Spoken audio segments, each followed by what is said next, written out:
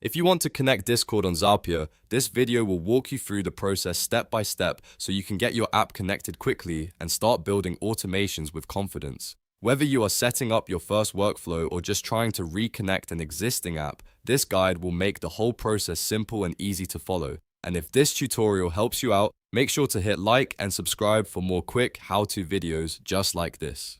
Alright, let's jump in. First, open your browser and go to Zapier. Once you're on the Zapier website, make sure you're signed into the correct account that you want to use for your automations. This is important because the Discord connection will be saved to the account you are currently using. Next, look for app connections. This is where Zapier stores all of the connected apps that you can use inside your workflows. Click on App Connections to open the Connections dashboard. Once you're inside the Connections area, click on the Create Connection. This starts the process of linking a new app to your Zapier account. Zapier will now show you a list of available apps you can connect. Now use the search bar and type Discord. Zapier will quickly filter the results and show you the Discord app.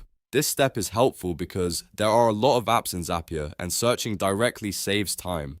When you see Discord in the list, click on it to open the connection setup. This tells Zapier that you want to connect your Discord account specifically. After that, click Add Connection. At this point, Zapier may ask you to sign in or authorize access. If a login window appears, just enter your email and password for Discord, then continue through the sign-in process. Once you are logged in, review the permission request carefully. Zapier needs access so it can work with Discord as part of your automations. If everything looks correct, approve the connection and continue.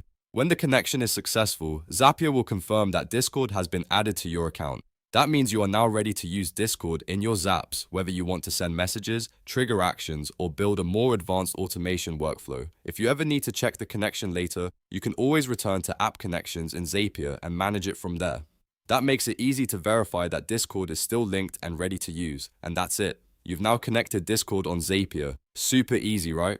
If this video helped you, please give it a like, subscribe to the channel, and turn on notifications so you never miss the next tutorial. Thanks for watching, and I'll see you in the next one.